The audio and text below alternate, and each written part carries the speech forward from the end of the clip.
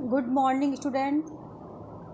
जैसा कि मैंने आप लोगों से कहा था कि मैं आप लोगों को सारे एक्ट कंप्लीट करूंगी, तो भगवान की कृपा से मेरे पंचायत तक मैंने आप लोगों को 3 एक्ट ख़त्म किया अभी तक। और मेरे डिस्क्रिप्शन में लिंक पड़ा हुआ है, जिसको पीछे बैक पढ़ना है वो पूरा पढ़ ले। उसमें मैंने जूरिस्प्रूडेंस इंटरनेशनल लॉ भी पढ़ाया है 1 साल पीछे। मैं आज आपको किरदारी पढ़ाने जा रही हूँ। मैंने सोचा थोड़ा सा मैं आपको इंट्रोडक्शन दे दूँ, उसके बाद मैं आपको शाम को पढ़ाऊँगी अच्छे से। देखिए, इसका नाम है Uttar Pradesh building regulation and letting rent and eviction act 1972। इसके साथ इसके नियमावली भी दी गई है। अब बता देती हूँ मैं सेक्शन कितने हैं। इसमें कुल चैप्टर 7 हैं, 1 से 7 चैप्टर है, जिसमें कुल मिला के आपके 43 सेक्शन आपको पढ़ने हैं। एक शेड्यूल है। उसके बाद आपकी नियमावली आती है। नियमावली में आपके 38 नियम बताए गए हैं। मैं आपको धीरे धीरे करके एक एक नियम बताऊंगी। जैसा कि मैंने बार बार रिपीट किया है, डिफिनेशन क्लास आपको खुद ही से तैयार करना है। मैं आपको डिफिनेशन क्लास के बारे में, अगर आपको समझ में नहीं आया कोई डिफिनेशन, तो आप मुझे कमेंट बॉक्स में पूछ सकते हैं, मैं उसको एक्सप्लेन कर दूंगी। बट आप ही को उसको अच्छे से याद करना है, समझना है, पढ़ना है। देखिए, मैं आपको सेक्शन 2 बता देती हूँ। सेक्शन 2 एक छोटा सा धारा है। इसमें बस ये बताया गया है exemption from operation of this act. इस एक्ट से क्या क्या किस किस भूमियों को एग्जेम्प्ट किया गया है। तो देखिए, nothing in this act shall apply to following, namely कौन कौन से एक्ट हैं। देखिए, मैं इसको बताती हूँ कि इसका प्रश्न कैसे बनता है। प्रश्न ये पूछ सकता है, और ये पूछा भी है। आप अपना क्वेश्चन पेपर उठा देखिए। मैं आपको वही पढ़ाऊंगी जो आपके एग्जामिनेशन में पूछा है। मैं आपको अननेसेसरी बर्डन नहीं दूंगी, ठीक है। तो मैं आपको ये बता रही हूँ कि इसमें क्या है। सेक्शन 2 में बताया गया है किराएदारी अधिनियम 1972, 72 इसका नाम है। किराएदारी अधिनियम 1972 की धारा 2 के अनुसार निम्नलिखित भवनों को किराएदारी के नियमों से उन्मुक्तियां प्रदान की गई। उन्मुक्तियां बताया एग्जाम्प्ट किया गया है।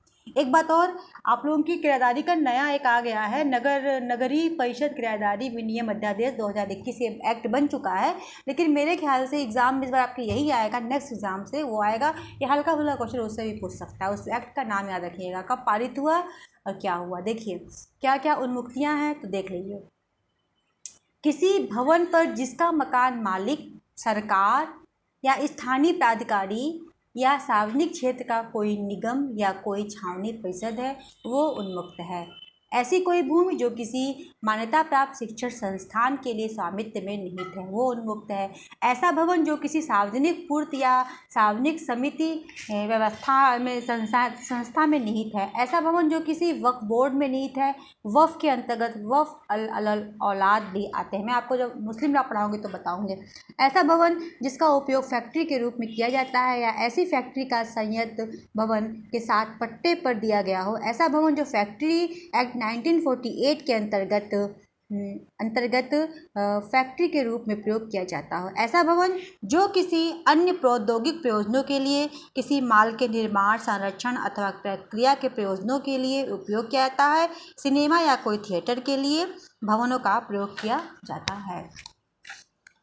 ऐसे भवन में लगाए गए संयंत्र तथा उपकरण को भवन के साथ पट्टे पर दिया गया है। प्रतिबंध यह है कि सिनेमा या थिएटर के परिसर में स्थित कोई दुकान यदि किराए पर उठा दी जाती है, तो यह प्रतिबंध उस पर लागू नहीं होगा। ये सब तो इस पे लागू होगा जो पट्टे पर दिया गया, लेकिन अगर पट्टे में कोई सिनेमा या थिएटर में कोई दुकान है, तो उस पर किराएदारी लागू होगी, उसको उन्मुक्तियां प्राप्त नहीं है। ये पूछ सकता है घुमा फिरा के, तो आप लोग इसको जरा ध्यान से पढ़िएगा।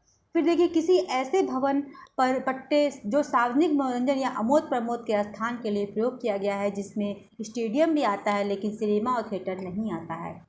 यदि कोई सोसाइटी, सहकारी समिति, कंपनी या फर्म जिसका रजिस्ट्रेशन सोसाइटी एक्ट 1816 के अधीन हुआ है, के कब्जे में कोई भवन है, चाहे ऐसे भवन का प्रयोग अतिथि गृह या अन्यथा किया जाता हो, तो वो भी एग्जम्प्ट है। ऐसे किसी भवन पर जिसका मासिक किराया 2000 से अधिक है, यह भी अधिनियम लागू नहीं होता। यह अधिनियम सिर्फ 2000 किरायों पर लागू होता है।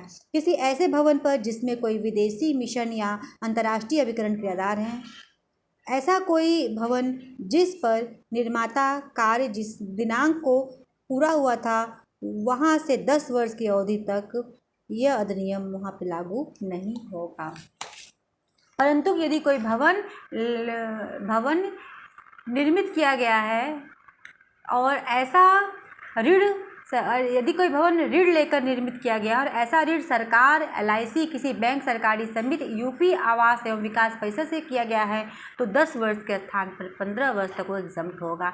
अग्रतर प्रतिबंध यह है कि यदि किसी भवन को निर्माण 26 अप्रैल 1985 को या उसके पश्चात पूरा हुआ है तो वो इस अधिनियम के प्रावधान के अनुसार 40 वर्ष तक उस पर लागू नहीं होंगे। सेक्शन 2 मैंने आपको पढ़ाया दिया। सेक्शन 2 आप जब भी पढ़ेंगे तो आप डायरेक्ट सामने रख के पढ़ेंगे तो आपको मेरी लैंग्वेज समझ में आएगी और मैं आपको शाम को मैं क्वेश्चन फ्रेम में इसको पढ़ाऊंगी।